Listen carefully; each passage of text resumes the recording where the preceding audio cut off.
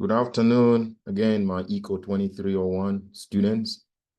I look at your midterm exam one score which you accomplished yesterday. Overall, I think the performance was very good. A lot of you are scoring at least in upper 70s, 80s, 90s. I got a couple of 90s. So that is pretty impressive performance for the first time exam, especially in this type of class. I'd experienced teaching this class for a long time. Typically, students perform poorly in the first midterm exam. But time has also, an experience has also taught me though that if you do very well on the first midterm exam, and let's say you get a 98 or 95, whatever score you got, and then you think the class is too easy and you stop working hard, you can actually end up failing the class. There are students who start with a lower score, but then they jump, they put their foot on that gas, and then they keep raising up, and they will see themselves actually passing the class with very high grades. Keep in mind, this is just one data point. This class has got 3 exams, 2 midterm and a final, plenty of assignments, homework, and quizzes. So we still have a long shot to go. There are a couple of you who did not have time to take the exam because I think some of you are located in Houston area. So you had a lot, the hurricane, kind of like, there's no electricity there. So some of you did not have power, no internet. So a few of those students, maybe about only 3 students, reach out to me because they did not have the infrastructure to take the exam. So I decided to give them a makeup exam. So if you're one of those students, I send you an email back. I email you back when you reach out to me. Let me know what day between today and early next week. The sooner the better. You like to retake the exam. I'll be glad to give you the makeup exam. Anyway, so that is one data point. So we're going to start talking about international trade today, which is a fairly short chapter. And then once we're done with trade today, then we're going to talk about market structures. Because in microeconomics, there are 4 main market structures that exist out there, or characteristics of markets. Markets can be what we call oligopoly. It could be monopoly. It could be monopolistic competition, or a purely perfect competitive market. So once we finish those market structures, hopefully in the next couple of days, and then we are going to jump straight to start macroeconomic topics. So you bear with me. So I'm going to complete this short chapter. Then I'm going to start talking about market structures, beginning with the perfectly competitive model. Okay, so let me share my screen, and we talk about it on the other side. Okay, so let me go back to the beginning on top of this slides. So you can see we're going to be talking about international trade today. So the goal of this class is basically to understand how free international trade can make consumers pay lower prices. But sometimes there are people, industries within, say, the United States who don't like that. Because when you open the economy to international competition where you're buying goods from cheap goods from abroad, like from India, China, that brings competition to American industries that cannot compete with those low-cost production points abroad.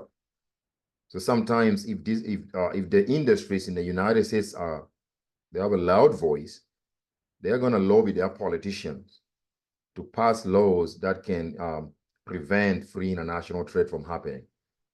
And then if the government does so, we saw it during the Trump administration when they restricted international commerce by raising tariffs. Tariffs are basically taxes on foreign goods coming to the United States. So if they impose tariffs on foreign goods, or what we call import quota, that is going to reduce the amount of trade that exists between, say, the United States, China, or US, and maybe India and other countries that we trade with. And the result is that anytime you impose taxes on goods at the port of entry, you tax those goods coming into the United States, the sellers of those goods, the ones who have imported those goods, they're going to raise the price in places like Walmart. places like Target. So at the end of the day, it's going to be the US consumers who bear most of the burden of that taxation. While the goal of trade protectionism, like levying tariff, is to protect to shield domestic industries from international competition, it is never a good idea, because when we're looking at the overall net benefit of trade, of a policy like tariff, we don't only look at it from one side of the economy. You don't only be focusing on a few industries that you're protecting. What about the consumers that might see the prices of those goods double on them at the store when they purchase them? So, this topic today has got a few outline or learning objectives. We're going to start analyzing the trade using supply and demand analysis. I'm going to show you that if a country is not trading, it's in a place where we call autarky. That means you don't trade at all. You eat what you produce because you're trying to be self-sufficient. We saw that when we talk about the production possibility frontier the other time. If you don't trade, you must consume what you produce. So that means your domestic supply must equal to your demand. But if you trade, your production point need not be equal to your consumption point, because you can still buy some goods from foreign countries, what we call imports. So we're going to talk about how trade can improve the welfare of domestic residents, how it increases consumer surplus, but it might decrease the producer surplus. And then we shall talk about the cost of protectionism. Now, if the government decides to now say, well, domestic industries are not having a good shot at it, so let's pass laws to protect them, we're going to look at how that is going to cost us, the cost of protectionism. And then we may also look at the impact of international trade and jobs, international trade and the relationship between those two. And then I'll talk about what happened in 2018 during Trump administration when they raised taxes on imports of washing machines. We call them the washing machine tariffs. How that impacted that good, how many we imported from abroad. And then we shall discuss briefly the economics and politics of a trade war. So a trade war is going to be a scenario whereby if the United States, say, imposes tariffs on Chinese products or on Indian goods coming to the US, those countries are going to do the same thing to US companies trying to export to China and India. So if we restrict goods, impose taxes on goods coming from China or India or Indonesia or South Africa, they may do the same thing too. They may raise taxes on US goods entering that countries as well. So it becomes what they call a tit for tat game. Okay. And then we'll talk about the what? And we know that a trade war is a war that is always very easy to lose. It's not a winnable war. So then we'll talk about the politics of trade protectionism. Then we'll talk about arguments against what? International trade. People might claim that international trade may have some limit or some evils in it. Yeah, so we'll talk about it. Okay. So international trade is trade across national borders. We all know that. Sometimes some people we call it just international commerce. So the basic principles of trade, which we talked about in the earlier chapter, still apply. That trade makes people better off when preferences differ. Like if, let's say, I'm trying to sell you a good, maybe I'm trying to sell you this pen. That to me, this pen is no longer valuable. I don't prefer it that much. But I prefer, let's say I'm exchanging this pen for your bar of candy. And that means I prefer that bar of candy over this pen. And then the person whom I'm giving this pen with, exchanging with their candy, no longer prefers candy. They prefer more this pen. Then if we all feel the same that way, then trade is going to make me and the person I'm exchanging this pen with, their bar of candy, we're all both going to be better off. That's what we say. So trade also increases productivity through specialization and the division of knowledge. So with international trade, countries are going to start specializing in the production of goods that are best at producing, or the goods that they can produce with the lowest opportunity cost, or where they have what we call competitive advantage. Okay, and then I'll talk about how trade increases productivity through comparative advantage. So let's analyze trade with a supply and demand here. So when you look at this, the picture that I have on the table here, so on the slide here. So if you don't have trade, then what I talk about is that the markets are gonna go to equilibrium. Okay, so let's look at this market a little bit. This is a market for semiconductors. So if the United States does not trade with, say, Taiwan is one of the largest countries that produces semiconductors. You see now, semiconductors are doing very well in the stock market. The largest Taiwanese company that produces those semiconductors is called TSMC, the Taiwanese Semiconductor Manufacturing Company.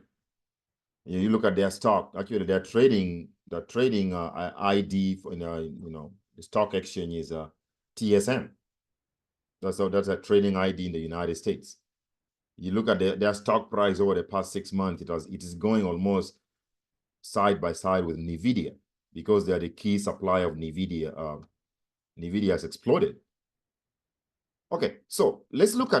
So we're saying that in the absence of the US trading with anybody, we are only trying to rely on our domestic supply of semiconductors. So here's going to be the supply curve for the United States producing semiconductors. And this is the demand for semiconductors in the United States. So in the absence of trade, where I say the market for semiconductors is going to reach equilibrium. Because since America is not very good at producing semiconductors, the price of semiconductors is going to be what? It's going to be this high. We're going to pay a very high price when the market reaches equilibrium. And this is going to be the quantity supplied and demanded, this equilibrium quantity of semiconductor. Okay, so that is a scenario without trade, when America is trying to be self-sufficient. See, I put that no trade equilibrium here, where the point where supply equals demand, because we're self-sufficient at that point. Now, what if the United States strikes a deal with Taiwan, like we have done so far, many years ago? And let's say, so that means, because America knows that it's not very good at producing semiconductor, or if it's producing it, it produces at a very high cost. The Taiwanese probably are good at producing at a low opportunity cost. So America is going to move away from cut the production of semiconductors because we're not good at it. And we're going to let the what? We're going to let the Taiwanese produce the semiconductors for us, some of the semiconductors for us. Because they're so good at producing semiconductors, we allow them to produce semiconductors cheaply. It might cost maybe 20 times less to produce it in Taiwan than to produce it in America. When Taiwan sells us the semiconductors at the world price of semiconductors, we're going to be buying at a very low price compared to the price that we would otherwise buy semiconductors when we try to be in self-isolation. So when Taiwan starts to produce semiconductors, the United States is going to move towards the production of other goods that the US is best, in producing. And okay, so now when you look at this new, this line here, this is what we call this is going to be the world supply of semiconductors. This is still the US supply of semiconductors is still upward sloping. So you draw the line across from the world price, you can see domestic supply of semiconductor in the US is going to fall. See, this is how much American companies which are still producing semiconductors are going to produce. America is not going to completely give up the production of semiconductors. After all, we still have companies that produce them, like Intel and others, maybe they're still producing semiconductors and those chips. And then at that world price, because the price of semiconductors has fallen a lot, the demand for semiconductors is going to increase, because from a low of demand, the lower the price, because of free international trade, the higher is the quantity demanded. So you can see that the demand is going to move from the point of equilibrium to this point. When you draw this line across the world price, we touch the demand curve here. So here's going to be the quantity, free trade quantity demanded by American consumers of semiconductors. Okay, so when you look at the difference, okay, so the difference between what America is supplying domestically, because this is what American companies can produce in world when we allow free international trade, and the demand, where are we going to get the demand exceeds how much we're producing locally. So it means the difference between these quantities supplied and the quantity demanded at the free or the world price or free international trade price. This gap here is what we're going to be, which we typically call a shortage. That's going to be the size of imports, how much we're going to be importing from Taiwan of semiconductors. Okay, so let me repeat that again, because I want to be as clear as I can possibly be so that I don't lose anybody. So what I've said is that in the absence of free international commerce, the United States may want to be self-sufficient in the production of semiconductors. If we are if we try to be self-sufficient, we don't trade with anybody. Here's going to be the point where we're going to be producing and consuming semiconductors, because when you don't trade, you must consume what you produce. That's why demand and supply intersect at that point. So that point of intersection is your no trade equilibrium, meaning that America, in the absence of trade, even we know America is not very good at producing semiconductors. America is going to force itself to produce a lot of semiconductors, but at a higher cost. And then when they produce it, the price is also going to come at a higher price. So the buyers of semiconductors are going to be paying this no trade, which is a ridiculously high price. And yet it might cost like 20 times less to produce in Taiwan, meaning that if we strike a deal with foreign countries like Taiwan, who are relatively good at producing semiconductors, and let America concentrate in the production of some other goods like jet engines, that we are very good at, we could actually buy semiconductors at a lower price. So now, if we strike a deal with allow international trade, free international trade, the world price is going to be below the market, the regional no trade price. So it's going to, because the world is going to be the world supply is perfectly elastic. Okay. So at the world price, if you draw a line across, you hit the supply curve. That means there's still going to be some American companies which are still going to continue to produce semiconductors, but production is going to go down because now we've allowed cheaper semiconductors from Taiwan to enter the United States economy. At the lower world price, again, you can see that the demand is on the demand. You draw a line across, you hit the demand curve. American buyers are demanding this many semiconductors. So demand certainly exceeds supply. So the amount by which demand exceeds supply at the free world trade price represent the size of imports. That's going to be the amount of imports of semiconductors we're going to get from other places like Taiwan. Okay. So sometimes, as I said in the preamble, the semiconductor producers in America are not going to be happy. Okay? Because remember, anytime trade benefits consumers for the most part, but it could hurt some industries in America.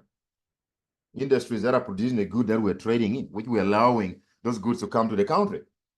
So the producer groups, small as they may be very powerful still. They lobby government, they lobby politicians. So if the semiconductor industry, small as they may be, if they're a powerful group, they can lobby politicians in DC. And let's say they lobby politicians are going to say, well, let's protect our industry.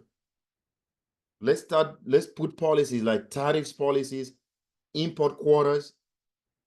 Okay. So the policies that the government puts in place to restrict international commerce is what we call trade protectionism, from the word protection. The government is trying to protect domestic industries or shield domestic industries from international competition. Okay. So these are the economic policies of restraining trade through import quotas, tariffs, or other regulations that burden foreign producers but not domestic producers. That's what trade protectionism is. But there are two main ways that the government restricts international trade. They only come mostly through quotas and tariffs. But sometimes the government, for geopolitical reasons, sometimes we impose what they call a complete trade sanction or a trading embargo. For example, the United States, where we cut off completely trading with a particular country. Like Americans, we are not supposed to trade. We don't trade with North Korea. We don't trade with Iran. because of geopolitical reason. So that's what that's an extreme case of trade protection. We call that a trading what? Trade embargo.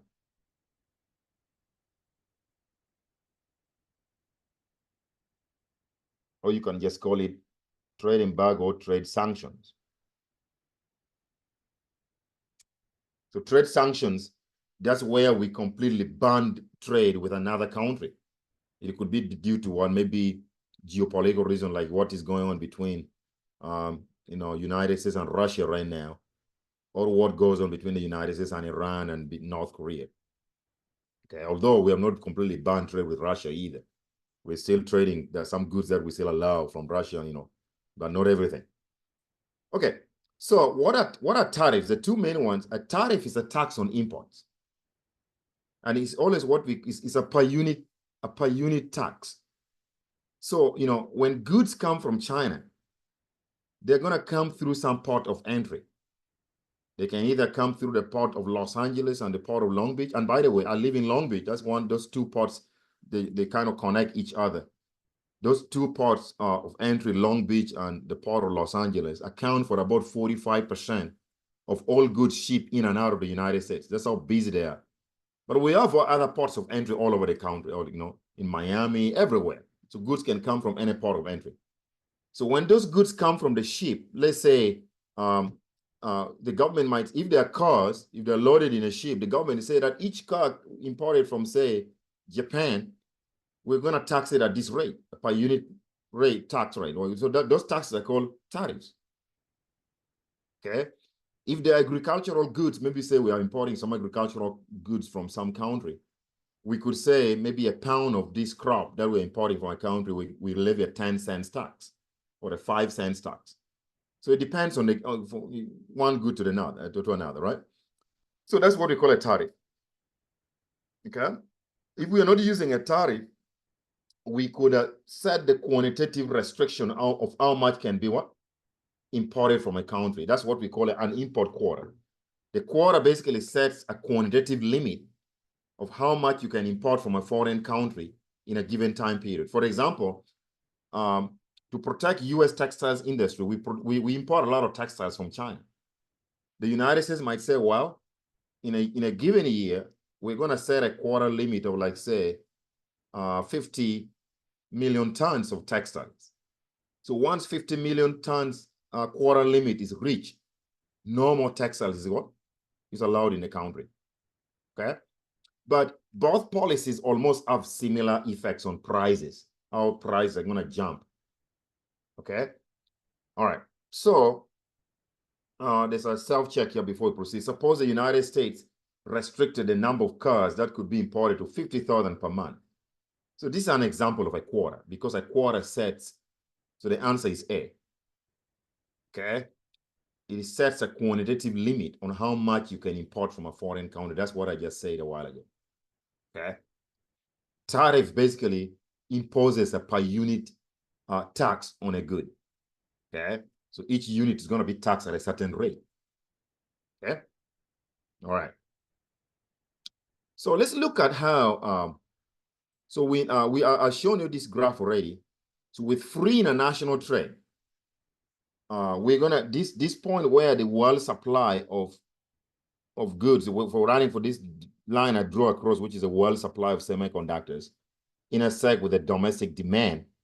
That's gonna be what we call free trade equilibrium. When we don't restrict international trade, the price of this good would be at the world price. So we're gonna be buying this good cheaply compared to what we would buy if there was no trade at all. This would be a better deal for consumers, for US buyers of semiconductors.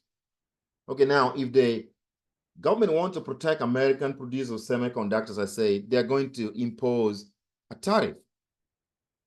They're going to tax the semiconductors from Taiwan on arrival at the port of entry.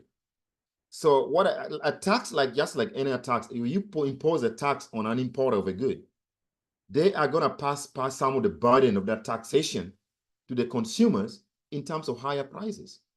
So you can see basically, and by the way, we assume that the importers of this good, of semiconductors, when the government taxes them at the port of entry, if let's say the government had levied like a a 10% tax on them, tariff on them. They're going to allow the domestic price of that good after the government collects the tax at the port of entry. They will allow the price of that good to increase by the amount of that tariff. So prices may go up by 10% as well. That's why you see that this is the world price when we're with free trade. So when the government imposes a tariff, the world price, the price of that good, imported good, is going to increase to world price plus tariff.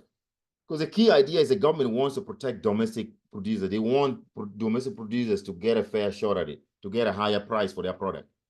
But what that does is that from the law of demand, remember with free trade, this is how much consumers in America were demanding semiconductors when we allowed Taiwan to what?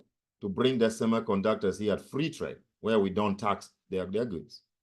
Now, once we tax the good, that's gonna the supply, world supply curve is gonna shift upwards to this red line. So you got the world price plus the tariff, because the importers are going to pass the burden of that tariff to the consumers in terms of higher price. And they're going to raise the price by just the same amount of the tariff that was imposed on them. But now what that does is that it shrinks the size of imports. So you look at the impact of this tariff on what? On domestic production and domestic demand. So if I draw a line across the red line, which include now world price plus tariff, that price is much higher than this guy. You draw the line, you hit the supply curve here. So domestic producers of tariff of semiconductors are going to be able to increase supply, because that protected price favors production here in America. But when you continue with that red line, you hit the demand curve. The demand curve is going to fall to what? QD. They say I level this QD with the tariff. So the difference between QD and QS with tariff here is the amount, the size of the imports with tariff.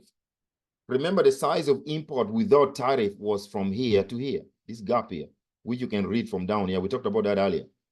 But now it's going to shrink to this gap here, just this gap, which you can read from here, this gap here. Okay? So what have we learned so far?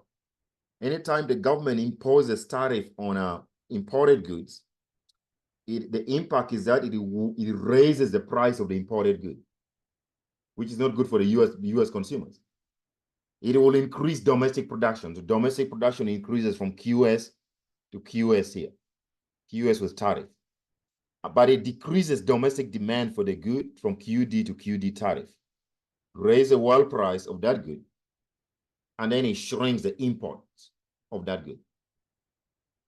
Okay, but the government is getting some revenue, because remember, this is a per unit tariff. That means every unit of the good imported is taxed at a certain, maybe you pay 10 cents on it. So how do I calculate the size of revenue from government gets from imposing this tariff, this tax? Or remember, from this amount by which price have gone up. Okay, this gap here. So this is actually the size of the tariff, the amount by which the world price has been raised here. So when the government imposes tariff, this how much will be imported from that country from here to here, which is the size of the new imports. So let's say this was 50,000 quantities, 50,000 vehicles. Every unit of that vehicle is going to be taxed at a certain what? They're going to pay maybe $5,000 on it. So if this is the size of the tax, multiplied by the size per unit tax, per unit you're taxing at this rate. So the area of this shaded rectangle, which is shaded green, sorry, shaded blue, the Carolina blue.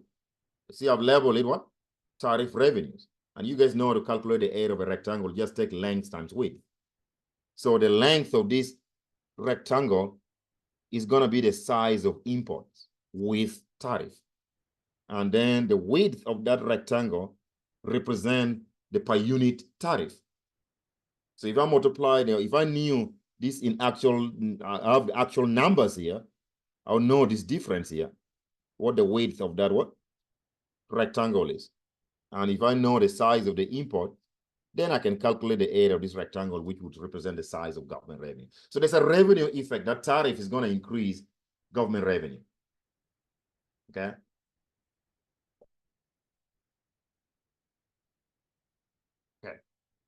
So here's so I already talked about it. Here are the effects of a tariff. Domestic suppliers respond to the higher price by increasing production. I told you that. So production domestic is going to increase from QS, free trade to QS with a tariff. Domestic consumers respond to that higher price by buying less.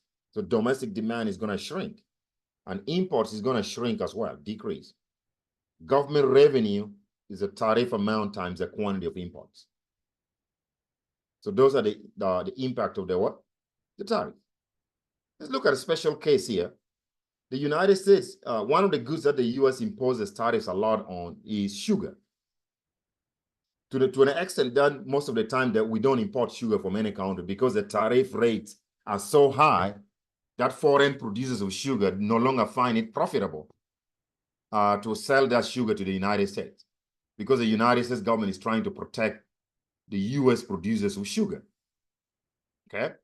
So the US government restricts sugar imports. As a result, US consumers pay like 50 to 100% more than the world price. If we allowed free trade of in sugar in America would be 50% or to 100% less the price of sugar. So our analysis makes two assumptions. The tariff is so high that it eliminates all sugar imports. If we had complete free trade, all sugar would be imported from abroad. See, because the United States producers of sugars are not very good at producing sugar. They produce at a very high cost, at a very high opportunity cost. That to the extent that if we allow international trade, free international trade, without imposing tariffs on foreign sugar, then all those foreign companies would outcompete US companies would not sell and make any profit at the free world price of sugar. They would completely go out of business. Okay, that's the reason why America went ahead and levied very high taxes on sugar imports. But let's look at the impact of that sugar import, sugar tariff.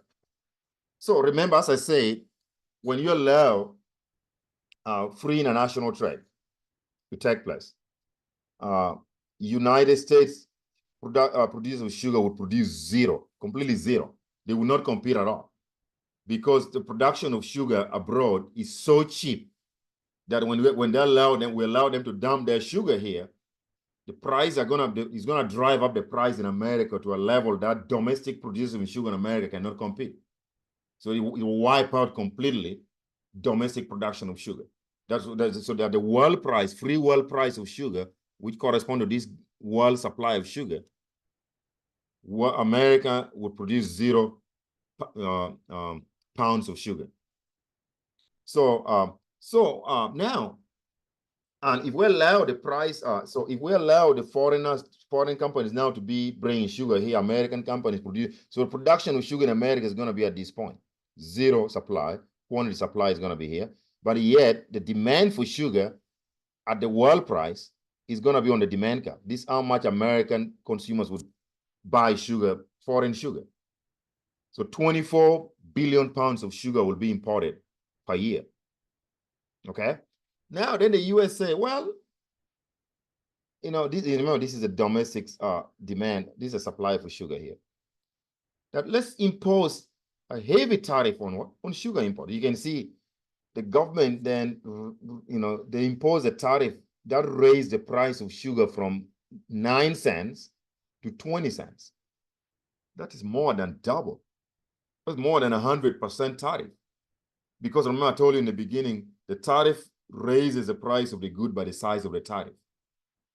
Okay, so that means every pound of sugar that are being imported in the country, every pound is gonna be the United States collects about what, 20 cents minus 9 cents is what? They collect like 11 cents on every, even the tariff rate itself is more than the free world price of sugar that existed before the tariff. So when that happens, that's going to raise the world price of sugar, with that include the price with tariff to 20 cents. Because what does the US want to do? They want to eliminate completely the importation of foreign sugar. So but we know the US is not good at producing sugar. That's why you see the supply curve is really steep. Now you can see that is gonna take the what? It's gonna take us to the tariff equilibrium. Tariff equilibrium, now you can see that all the sugar that is gonna be consumed in America is all gonna be from US production. No more sugar imports, because when supply equals to demand means that your domestic production equals to your what? Your domestic demand. So this tariff is so high that foreign producers of sugar no longer want to bring their sugar to the United States. They don't make any money. So we have now allowed our industries, which are not very good at producing sugar in the first place, to produce all the sugar for our domestic needs, because we've wiped out foreign companies or foreign sugar imports. What does that do? When you look at the point of equilibrium, when we raise the price and demand equals supply at that point, you come up with this shaded yellow triangle. That's going to measure the amount of wasted resources, US resources, that have been dedicated to the production of sugar. Why are we calling it wasted resources? First of all, the United States is not good at producing sugar. So when we force companies to produce sugar, which are not good at a very high cost, producing these 20 billion pounds of sugar domestically leads to resource wastage. Because when you're producing something that you're not good at, you're going to waste resources.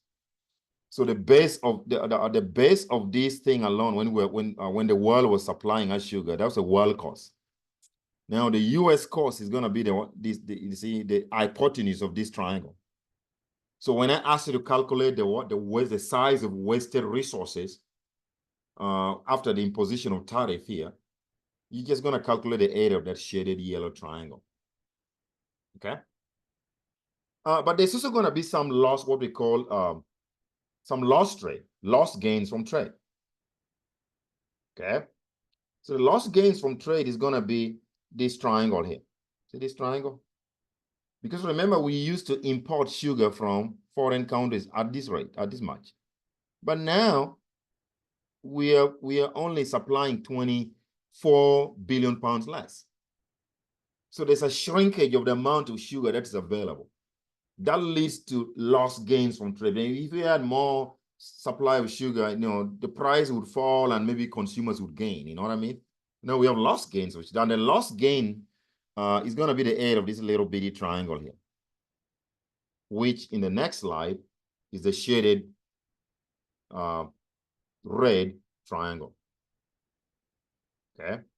So in this case, to calculate the amount of lost trade here, you're just gonna, the area of the triangle, you take 1/2 times base times height.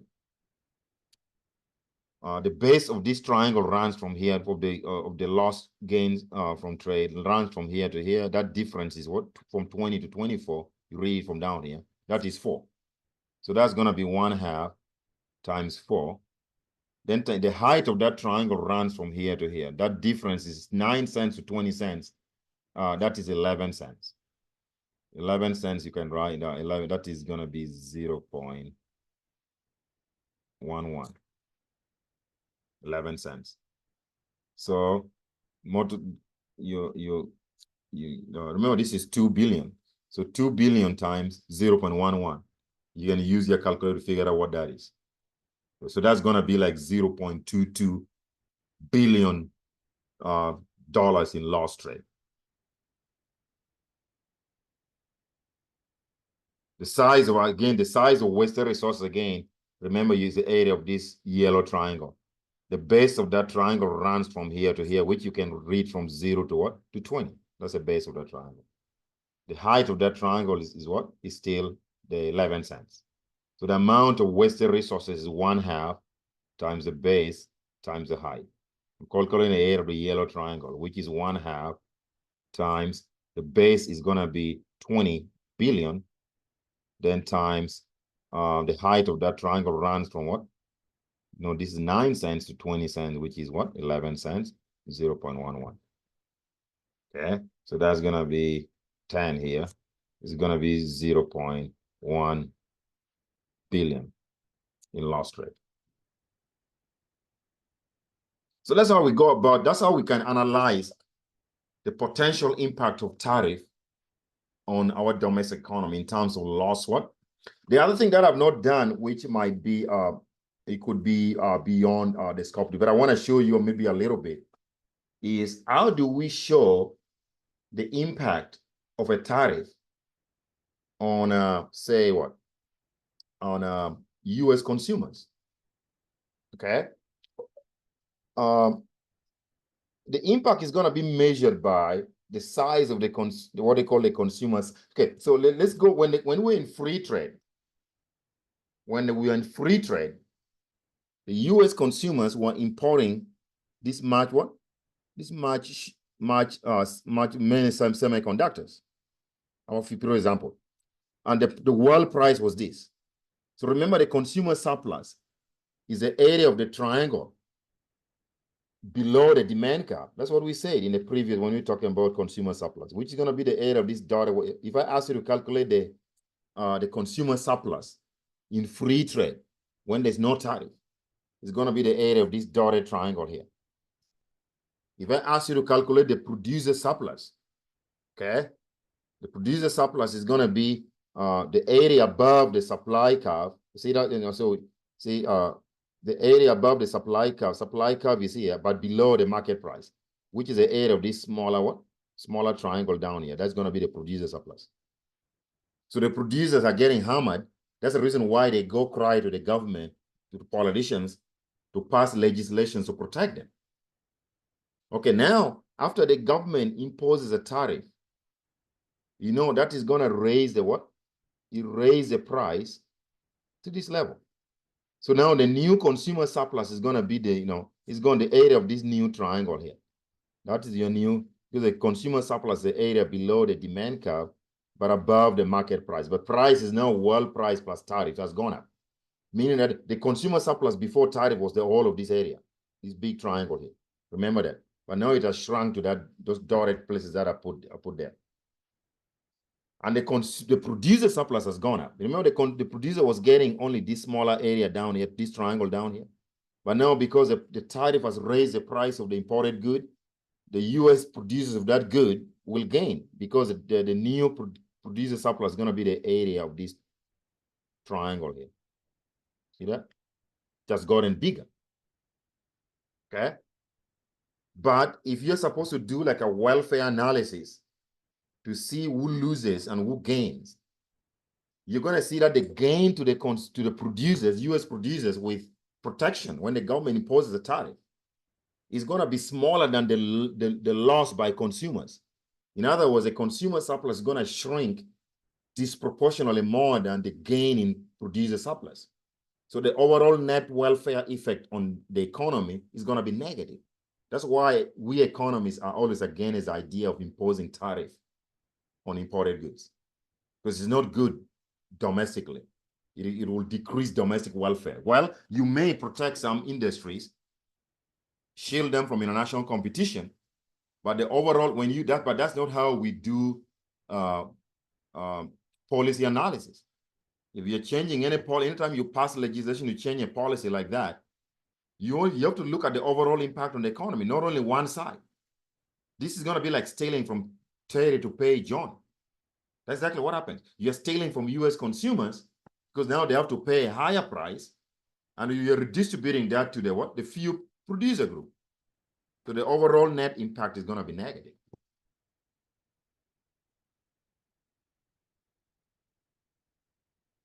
So I did this calculation already. I think you might want to check the calculation. The total cost of sugar gains is 1.1 billion wasted resources, plus 0.22 billion lost gains from trade. Okay, it's not going to be the total cost now, which equals to 1.32 billion, because we got 1.1 and 0.22, you add them together. Okay, that's going to be, because the total cost is going to be the cost of wasted resources plus this lost gain. See, the lost gain, we found it to be 0.22. And the wasted resource version, we found it to be what? We did the math earlier on. I think if you this calculation might not be the base. We say the base is gonna be go from 0 to 20, and then the height is what running from 9 cents to 11 cents. That is 0.11. So 0.11 times 0.11 times 20. Sorry, times 10 billion. Okay, that's like gonna be, yeah, that's gonna be like 1.32 billion, something like that. 1.11 billion. That's right, 1.1 billion. Okay, so when you add them together, that area, the red triangle and the yellow triangle, that represent loss, the total loss of wasted resource and lost gains from trade is gonna come to $1.32 billion in total cost. Okay.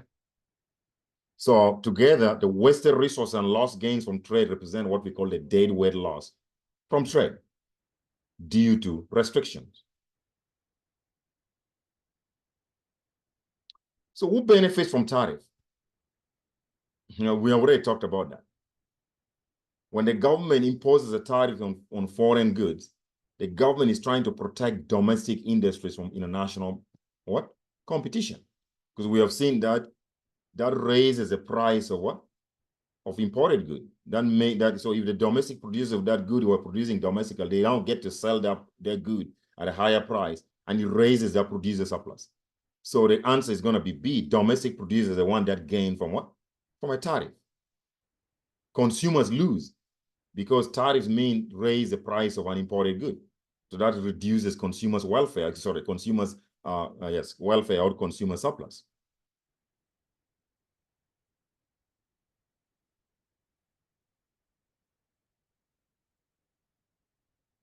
So let's talk about trade and jobs. So when US tariffs are reduced, the industry contracts and jobs are lost. Okay, that's what it is. Because remember, we talk about it. When you reduce tariffs, like when you impose tariff, US domestic producers are going to raise production. That means more employment because they need more workers to produce those many additional goods. But if you reduce tariff, that means you're punishing domestic producers. Okay, they're going to reduce the production of a good, and they will lay off people. So that means less jobs. So it's going to be a contraction in the industry where you're imposing you're reducing the tariffs. But that means if you lower tariffs, that means lower prices mean US consumers spend more on other goods because they're saving money from that good, that imported good. So increased consumer spending leads to more jobs even in other industries. That's what it is. Because consumers are saving a lot of money. That can propel their spending in other industries as well. So foreign producers use the US currency to purchase US goods, increasing exports. We pay for imports with exports. Trade moves toward jobs from import competing industries to export industries. That's what that is. Okay? Because if you, when you trade more, you move job away from import competing industries to export industries. Trade restrictions save visible jobs, but they destroy jobs that are harder to see. That's what it is. So now let's look at the case during the Trump administration in 2018. So in January 2018, tariffs on washing machines began under the Trump administration. The tariff decreased imports by 1.2 million units of washing machines to the United States to approximately 2.6 million washing machines per year, and raised price of washers and dryers by 12%. About 1,800 new jobs were created in the washer and dryer industry in America because that tariff was meant to protect US producers of dryers and washing machines. But at the expense of jobs lost in US export industries. The total cost to consumers was approximately $1.56 billion. The consumer, we were buying down washers and dryers at a very high price. So it cost US consumers $1.56 billion per year, or $821,000 per job created. That is a big price that we paid from that tariff. So here's a graph. Because once we're allowed in free international trade, early in the days, the prices of dryers and washers had been declining with free trade. So many US producer washers did not find it profitable to produce. They were shutting down. That's when the Trump administration decided to impose tariff. So the tariff kind of helped raise the price, see, of dryers and what? And washers.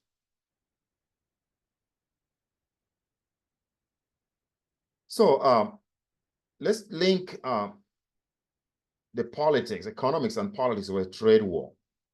I told you the trade war is going to be, so anytime you impose taxes on a foreign on a foreign good, the country where that good is coming from will also do the same thing. They will also impose tariffs on goods from America to that country. Like if you impose taxes on Chinese goods coming to America, the Chinese are going to do, we call that retaliation.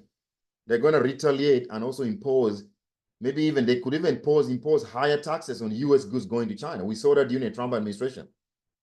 When we imposed tariffs on Chinese goods, China responded swiftly on products like soybean. I saw US farmers who China used to be a guaranteed market for them.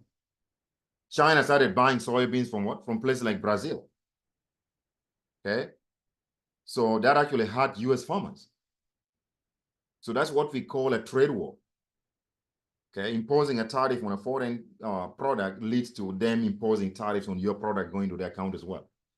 If you go back to the Hoover era and you read the story, Herbert Hoover in 1929 to 1933, when Herbert Hoover was president, maybe that's the, Herbert Hoover served exactly during the time when we had the Great Depression, the worst economic downturn in the history of the world.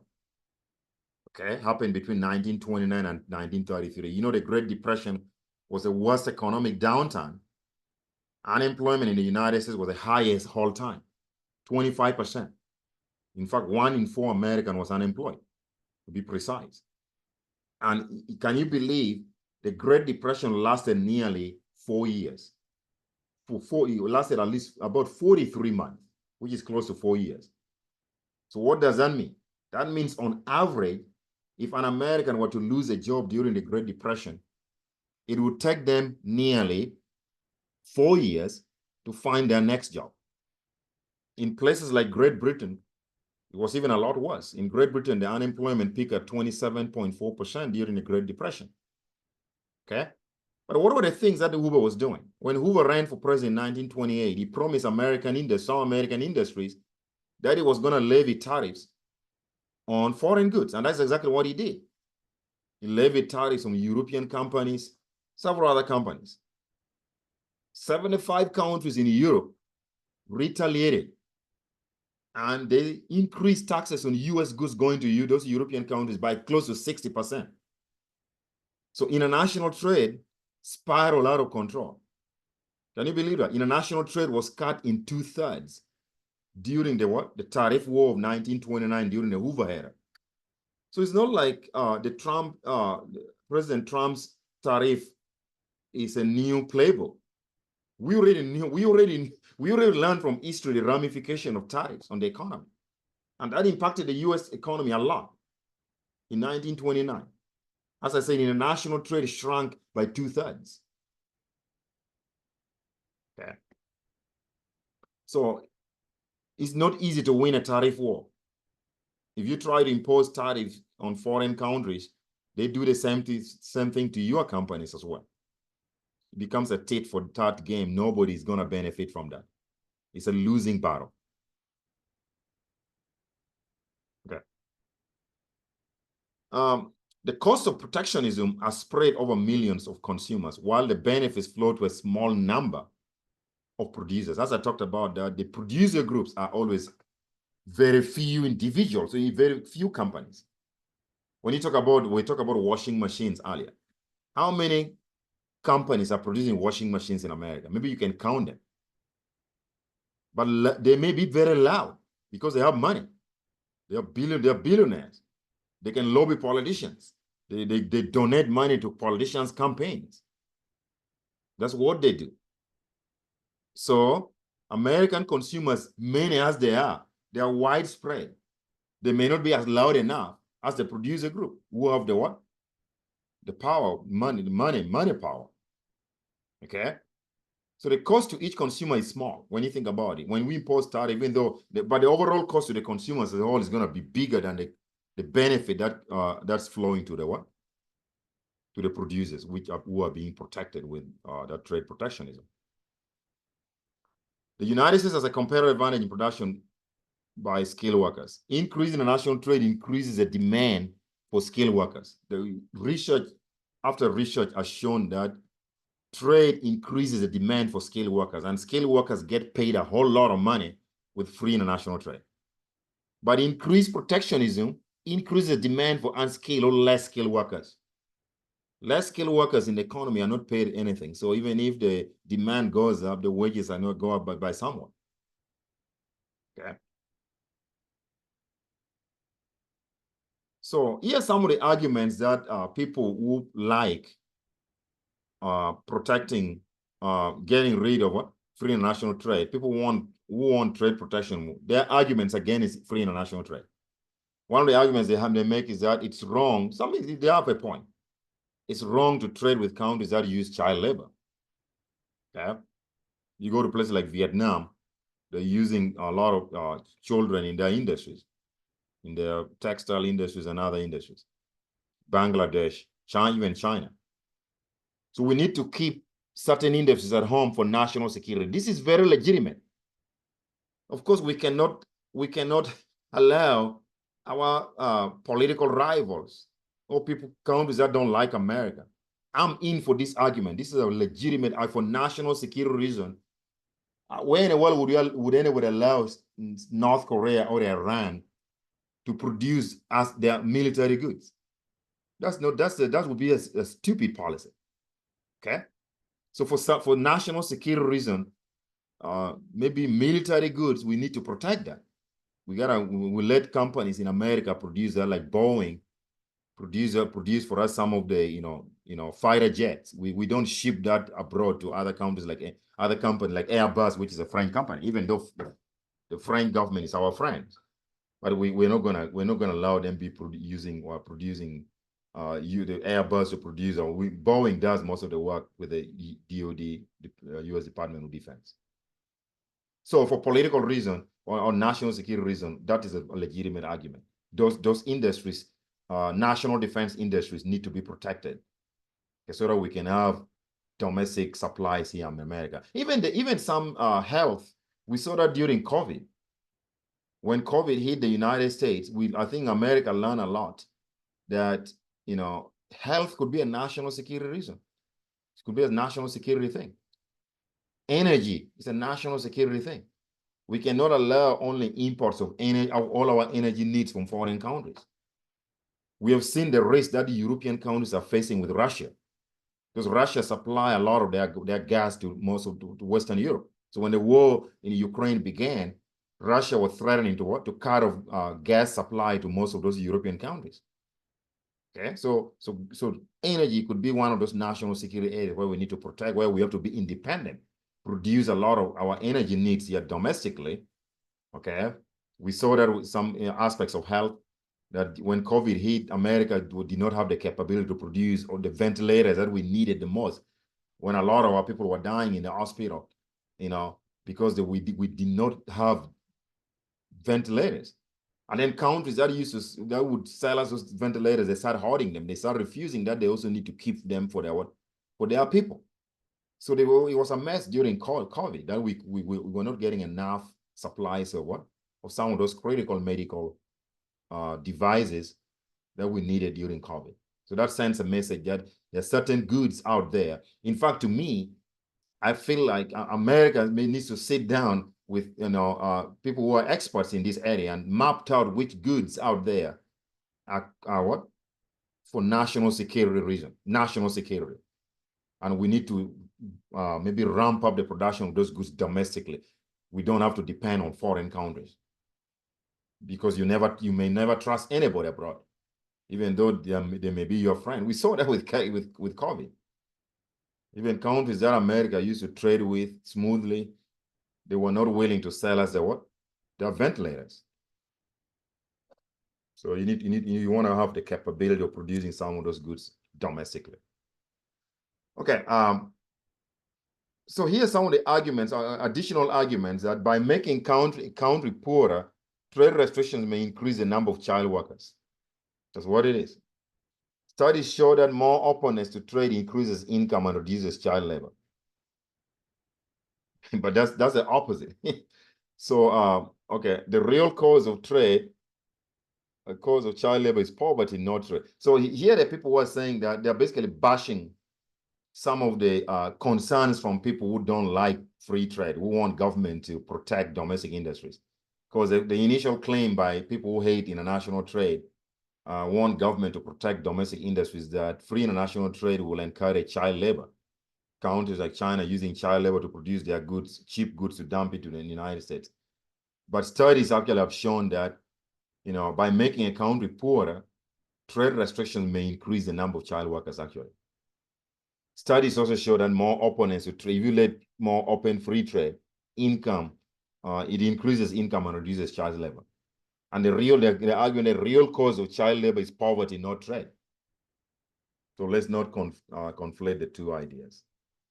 And this is the real data that shows the relationship, negative relationship between child labor and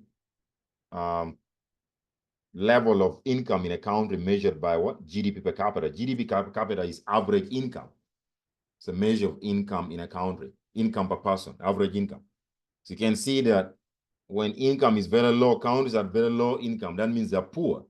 Those are countries like where there seems to be a lot of child labor. But as the level of income increases, child labor decreases. So trade and national security protection may be justified if a good is vital for national security. Example, domestic vaccine product industry that I mentioned earlier. This creates an incentive for every domestic producer to claim its product is vital for national security. So we have to be very careful here, though, that a lot of firms within the pharmaceutical industry may start claiming that all they're producing is what? Is critical for national security. You can open another Pandora box, even though I'm a great advocate for that, but you need to be very careful with that as well. So that leads me, there's strategic trade protection. It is possible for a country to use tariffs and quotas to get a larger share of the gains from trade. The government helps domestic firms act like a cartel when they sell to international buyers. This is done by limiting or taxing exports. Okay, even though we don't limit the exportation of several American policy, we typically don't tax exports, but we restrict exports of certain goods, like especially in the defense industry, like firearms, like maybe military jets. There's some restriction that the government can may not allow Boeing to start producing military jets and exporting to every country, even countries that they're going to say no to that.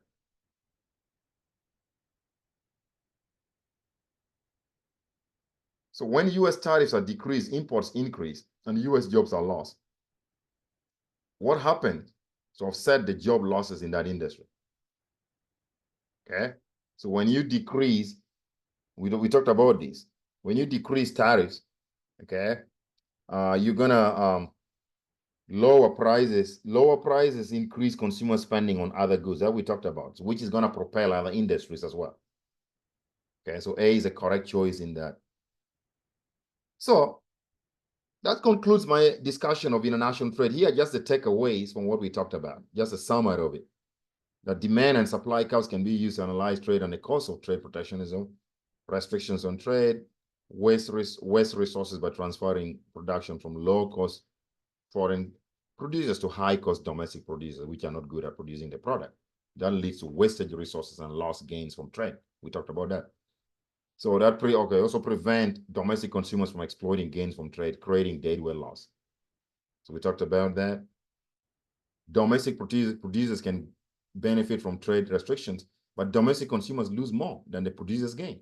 So that means the overall net welfare effect on domestic economy is going to be negative.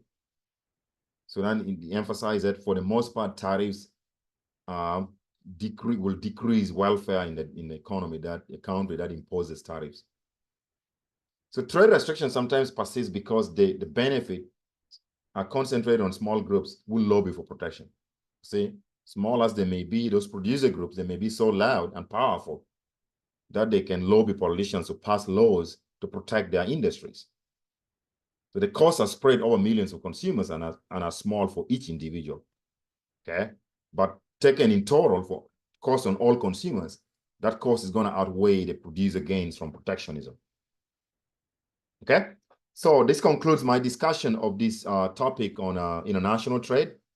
I'm going to convert this recording into permanent permanent YouTube link and post it at Canvas. I will also be posting the recordings for market structures. So the next chapter, which I'm going to be covering, will be chapter 11, which is a chapter on perfect competitive markets. Okay.